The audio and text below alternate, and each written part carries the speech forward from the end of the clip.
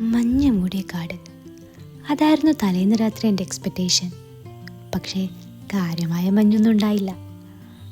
മരങ്ങൾക്കിടയിലൂടെ സൂര്യൻ്റെ പ്രകാശം ഞങ്ങളെ ഉണർത്തി. ആ ഭംഗി ആസ്വദിച്ച് കഴിഞ്ഞപ്പോൾ റിസോർട്ട് മൊത്തം ഒന്ന് ചുറ്റിക്കാണാൻ നികത്തി. ഇവിടെ കുറേ ക്യാബിനൊക്കെ ഉണ്ടായിരുന്നു. എന്നാൽ മുഴുവനും ക്യാമറയിൽ പകർത്താൻ ഞങ്ങൾക്ക് പറ്റിയില്ല. കാരണം ഇതിങ്ങനെയൊരു വീഡിയോ ആക്കണമെന്ന് ഞങ്ങൾ കരുതിയതല്ല. ഇതാണ് ഇവിടുത്തെ എയർഫ്രെയിം പ്രീമിയം ക്യാബിൻ്റെ ബാൽക്കണി.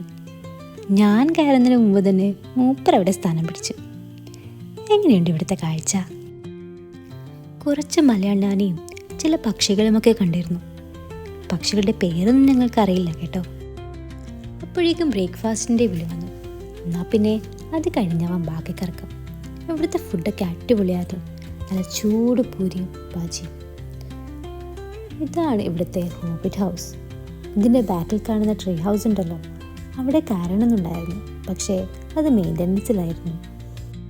പിന്നീട് ചെക്കൗട്ട് ചെയ്ത് മടക്കയാത്ര തുടങ്ങി. പോകുന്ന വഴിയിൽ നല്ല വൈബ് തോന്നിയ റോഡിലൂടെ ഒന്ന് കയറി. ഇരുവശത്തും തേയിലത്തോട്ടവും നേരെ തലയോർത്ത് നിൽക്കുന്ന മലനിരകളും കാർമേഘം മൂടിയ ആകാശവും. അവസാനം ഞങ്ങൾ പോലും അറിയാതെ ഞങ്ങൾ എത്തിപ്പെട്ടത് ബോച്ചിയുടെ കള്ള് ഷാപ്പിലാണ്. അടിപൊളി വ്യൂ ഉള്ള സ്ഥലത്തായിരുന്നു ഈ ഷാപ്പ്.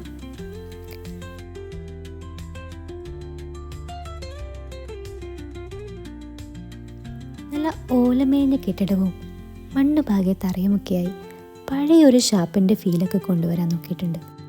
നമ്മൾ അവിടെ എത്തിയതും മഴ പെയ്തു. എന്തായാലും ലഞ്ച് ടൈമായി. എന്നാൽ പിന്നെ അതും കൂടി കഴിഞ്ഞാവാം യാത്ര.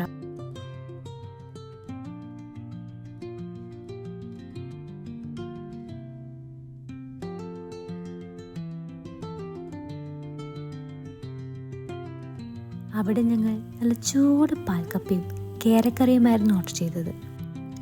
ഫുഡ് ഒരു രക്ഷയില്ലായിരുന്നു. അങ്ങനെ ഫുഡൊക്കെ കഴിച്ച് ഞങ്ങൾ യാത്ര തുടർന്നു. പിന്നെ ഈ വ്യൂ പോയിൻ്റൊക്കെ കണ്ട് വയനാട് യാത്രയ്ക്ക് വിരാമം ഇട്ടു. കൂടെ ഈ വയനാടൻ സീരീസിനും. പക്ഷേ യാത്രകൾക്ക് വിരാമമില്ല. അടുത്ത യാത്രയും വിശേഷങ്ങളുമായി ഇനിയും കാണാം. ബൈ.